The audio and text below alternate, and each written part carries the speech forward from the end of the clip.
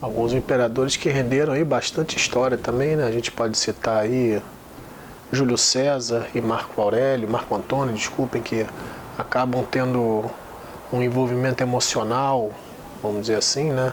Com Cleópatra, na conquista, né, do Egito, daquela região do Cairo, Alexandria. Nós podemos ter vários exemplos aí de imperadores, no mínimo, pouco convencionais, vamos dizer assim, né? A gente pode até contar um pouco de alguma fofoca daqui a pouco, mas vamos nos ater aqui a nossa aula, que é mais importante, né? Mas como a gente estava falando, nesse período da República, né, posteriormente a gente vai ter o Império, mas no período da República a gente tem um grande embate, né, principalmente entre o Senado, né, que seria capitaneado pelas classes mais conservadoras, pelos patrícios, obviamente, né, que queriam um conservador que conserve-se a ordem, né, conserve-se o que já é o estabelecido, né, que geralmente o estabelecido favorece a quem está numa situação privilegiada. Então a gente quer a manutenção dos privilégios quando a gente pensa de forma conservadora, né, naturalmente. Então esses conservadores, eles lideravam o Senado, né, os patrícios lideravam o Senado, enquanto a plebe estava o tempo inteiro pressionando. A plebe, eu não falei sobre eles, a plebe nada mais é do que praticamente todo mundo que não é patrício, que não é grande proprietário, tá? São os pequenos camponeses, tirando os escravos, claro, né? Mas a plebe são os pequenos camponeses, são os artesãos, são os comerciantes, geralmente pessoas mais classe média baixa e classe baixa, né? Mas cidadãos livres ainda, tirando os plebeus que durante um período grande da história romana vão acabar sendo escravizados por questões de dívidas, que fique bem claro isso, que isso acontece bastante, tá, gente? Nesse período, né, da República Romana, a gente vai ter esse embate crescente, né? A plebe buscando mais direitos, buscando participação no exército, buscando melhores condições, né, de vida, maior participação política. A eleição do edis da plebe vai ser uma vitória dos plebeus. Então a gente vai ver sempre esse embate entre esses dois grupos, né, dentro da cidade de Roma. E, obviamente, vai surgir também pessoas que vão se favorecer um pouco desse embate, que serão os, vamos dizer assim, os demagogos, né? Que já havia essas pessoas, né? Esse termo demagogo é um termo que, na verdade, faz referência à cultura política grega, né? Mas o demagogo é aquele cara que acaba usando da palavra, a demagogia, né? Da sua facilidade, né, ao falar, da sua articulação verbal, para convencer os outros de coisas que talvez não sejam tão boas para essas pessoas, mas são colocadas por ele de uma forma, vamos dizer assim, convincente, né, de uma forma que as pessoas votem segundo a teoria, votem segundo a ideia desse chamado demagogo. E, obviamente, são pessoas que muito ligadas à manipulação dessas massas. A gente vê que muitas vezes as classes mais abastadas, os patrícios, se utilizam de verdadeiros exércitos de clientes, né? A gente vê muito claro a figura do clientelismo nesse momento. O que é o clientelismo? É uma categoria que existe até os dias de hoje, né? Não é cliente de loja, mas é um cliente que é uma pessoa que tem fortes vínculos com uma pessoa poderosa, vamos dizer assim, um indivíduo, um plebeu, né, que presta serviços, que muitas vezes é remunerado, que ele vive junto ao círculo de um gênus, de uma casa patriarcal, de uma casa patrícia, de uma família, de um clã de patrícios. As pessoas vivem acerca desse, né, ao redor desse clã patrício, tentando desfrutar de uma forma ou de outra de algum benefício ao estar próximo a esse clã. São esses os clientes. E essa prática é chamada de clientelismo, né? Da mesma forma que no mundo feudal a gente vai ver, o senhor feudal também acaba dando alguma coisa em troca para o servo. Quando o servo lhe paga os impostos, o senhor feudal lhe dá a segurança. No clientelismo também, enquanto você me ajuda, você vota nas minhas questões, você faz pressão para as minhas questões, você paga de uma forma ou de outra algum imposto, um tributo, enfim. E é uma rede de mútuo auxílio, né?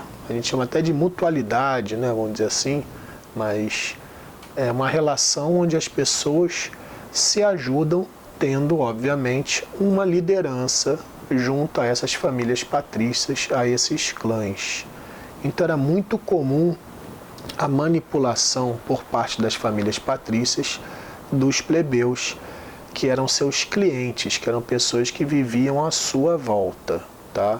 Então isso vai levar a centenas, né, de eventos, de embates políticos e sociais, muitas vezes suscitados por embates apenas entre clãs, apenas entre interesses patrícios, né?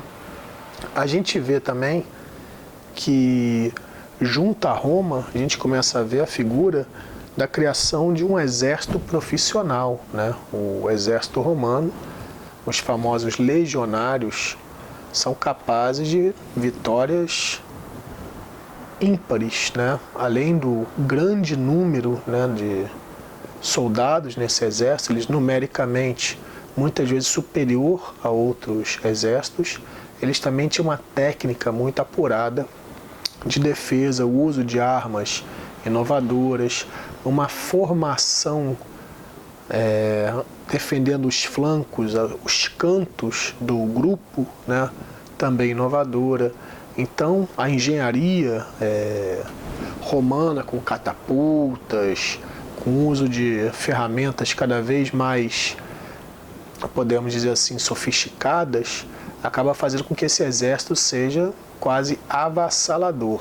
Ele vai ter um problema aqui, outro ali, mas normalmente era facilmente, que era a vitória, né, era fácil para os exércitos romanos, para os legionários. Era a famosa força, um rolo compressor daquele momento era o exército romano, tá? Através dessa política de conquistas territoriais, os romanos passam a adquirir cada vez mais territórios podem ter melhores plantações, né? Eles podem ter melhores colheitas, um maior armazenamento de alimentos, então eles podem administrar melhor questões de crises, principalmente nesse momento, crises alimentícias eram bastante comuns, né? Uma seca, uma cheia maior do rio, enfim, nada extraordinário na vida dessas pessoas que podia atrapalhar, né, o fornecimento de alimentos para uma cidade enorme como Roma e outras cidades muito grandes também. Nós temos a cidade de Lyon, na França, nós temos Paris também, é uma cidade que foi ocupada pelos romanos, então essa cidade tinha que ter um fornecimento de alimentos, né, bastante bem administrado, né? Então, esse Império Romano, essa administração romana, ela tem esse fator inovador, um fator quase revolucionário, de conseguir abastecer toda essa região, trazer, como a gente já tinha falado, essa influência cultural latina, cultural greco-romana. É bom colocar o greco-romano, né, como uma referência que a gente vai poder falar daqui a pouco. Então toda essa influência romana, como a gente já havia dito, trazido principalmente através da pavimentação de estradas, né?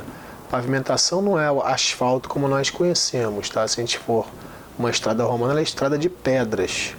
mas é uma estrada muito mais segura, muito mais bem delimitada, enfim, do que uma estrada antiga, que era uma estrada de terra batida, tá? Então, os romanos, muitas estradas deles estão ali até hoje e muitas outras viraram estradas pavimentadas como nós conhecemos hoje, com asfalto e tudo, viraram referência para caminhos que hoje não são utilizados em grandes rodovias europeias, tá? Então, esses caminhos romanos até hoje existem de uma forma ou de outra para você percorrer, ok?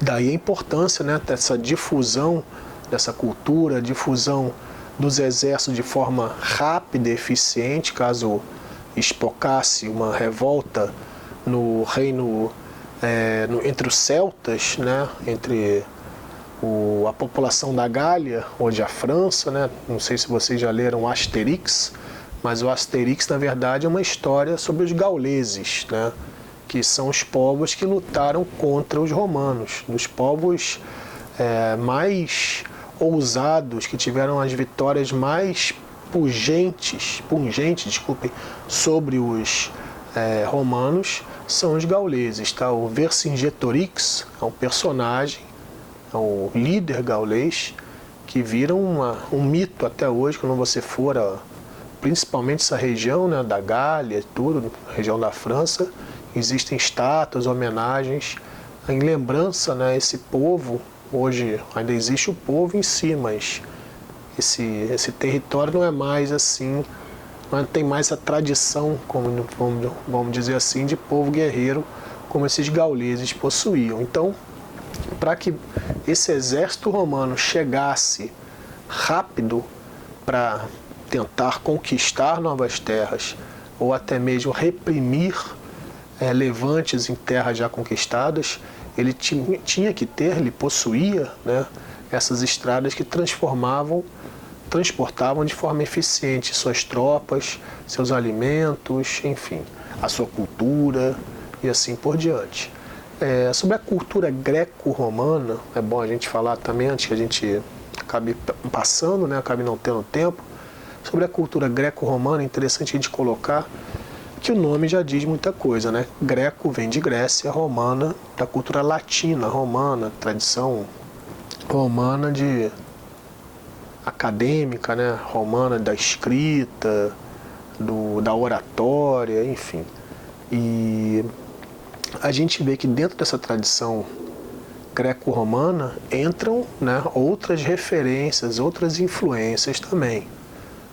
A influência persa, a influência egípcia, há várias outras, os babilônicos, né, várias outras sumérios, aquela região ali da Mesopotâmia, todas essas influências que eram muito fortes naquele momento, no período da história antiga, né, do século II a.C. até o século III, IV, tiveram uma forte, né, essa união, foi um forte laço que vai gerar, né, as línguas hoje talvez mais conhecidas, não sei se as mais faladas, que o mandarim é a mais falada no mundo, seguido do inglês, mas se a gente poder distribuir o espanhol, o francês, o português, talvez venha a bater o mandarim, enfim, o inglês, porque são línguas latinas, né? São línguas do italiano, né? São línguas que vêm do latim, da língua falada em Roma naquele período. A igreja, até por tempo, a missa era rezada em latim. No Brasil, se não me engano, após a Segunda Guerra Mundial, ainda algumas igrejas que rezam a missa em latim, tá? Isso é uma tradição, mas também é um ponto de dificuldade para que as pessoas pudessem compreender o que era falado na missa, né? A gente vai ver palavras como Agnus Dei e assim por diante, são palavras que são latim puro, né? Então, a gente vê que a língua latina permanece muito forte na cultura católica, em nossa cultura. A gente vê em várias palavras o uso da língua latina, né? O prefixo neo, o prefixo anti, antropo, Todos esses prefixos são prefixos de origem latina, antropo é homem, né? Neo de novo, e assim por diante. Então a gente vê que ainda hoje nós bebemos nessa fonte, dessa cultura greco-romana. Quando a gente vai falar de história, vai falar de mitologia, a gente vai falar de psicologia, de várias outras, de astronomia, a gente vai fazer referência, queira ou não, a essa tradição greco-romana, tá? Então, a cultura greco-romana, essa união dessas culturas latinas e gregas, junto com essa cultura do Oriente Médio e do Egito, né, ali do norte africano, é que vai moldar a cultura mais tradicional, a cultura clássica como nós conhecemos. Então, sempre que a gente for ver futuramente obras do Renascimento, os autores renascentistas faziam referência à cultura clássica, a gente vai falar assim, cultura clássica, cultura greco-romana, tá? Sempre colocando desse jeito para não ficar muito complicado, né? A gente falou, né, que havia em Roma uma tradição baseada, né, no trabalho escravo, né? As pessoas, normalmente patrício não trabalhava, era feio trabalhar. Até pouco tempo atrás, nobre não trabalhava, não pegava a mão na massa, não fazia nada. Vivia dos tributos pagos pelas outras classes sociais, pelas classes mais baixas, tá? Então isso fazia com que quem tivesse que trabalhar pesado, normalmente eram os plebeus ou os escravos. Então a base do trabalho dessa sociedade, a produção de riqueza dessa sociedade romana, é muito baseada na escravidão, tá? Essa escravidão era uma escravidão em larga escala. Os escravos possuíam direitos até determinado ponto, né? Não era como um escravo africano no Brasil, né? Mas eles podiam até muitas vezes ser considerados parte da família, né? Não só a parte da propriedade, mas poderiam ser considerados parte da família, virarem quase que clientes, né, dessa casa patrícia, né? Mas normalmente a vida de escravo não era fácil, tá? Então muitas vezes esses escravos trabalhavam normalmente nas minas de minério, de retirada e extração de minério, no caso aqui eu acho que era prata e cobre, se não me engano, tá? Então esses escravos eram quem pegava no pesado, fazia as grandes obras. A gente vai ver as grandes obras do Fórum Romano e tudo, grande parte deve ter sido feito com mão de obra escrava, com a cabeça do engenheiro romano, mas quem bota a mão na massa, quem pegou ali na enxada e tudo, foi o escravo, tá? Então, é uma sociedade escravista e onde, tratando mal esse escravo, não é de se imaginar que logo pode haver uma revolta, né? A revolta escrava mais conhecida é a revolta de Espartacus, que é uma revolta que coloca quase que em xeque a República Romana, né? Então, nesse período, né, a gente vê que a revolta de Espartaco, ou de Spartacus, né, como é também conhecido, tem filmes e tudo falando sobre essa revolta, é uma revolta que vai acabar sendo uma revolta mitológica, né, e acaba sendo um motim, né, para outras revoltas, para o questionamento de muita coisa, né, desse sistema escravocrata romano. Mas é engraçado que é uma revolta que envolve as pessoas, os escravos, que podiam até mesmo ascender socialmente, que eram os escravos ligados aos gladiadores. Os gladiadores, em sua maioria, eram escravos ou pessoas conquistadas em guerra, né? Populações tomadas em guerra, grande parte que não acabava morrendo, né? Os dominados que sobreviviam acabavam sendo vendidos como escravos. E alguns iam para as escolas de gladiadores, que iam acabar fazendo parte dos grandes eventos nos circos romanos, né? No caso da cidade de Roma, o Coliseu é o mais famoso, né? Então, Espartaco era um gladiador dos mais afamados, dos mais conhecidos, né? E ele se une a outros escravos, também gladiadores, daí mortalidade, vamos dizer assim, muito grande entre os romanos, né, entre as pessoas que buscaram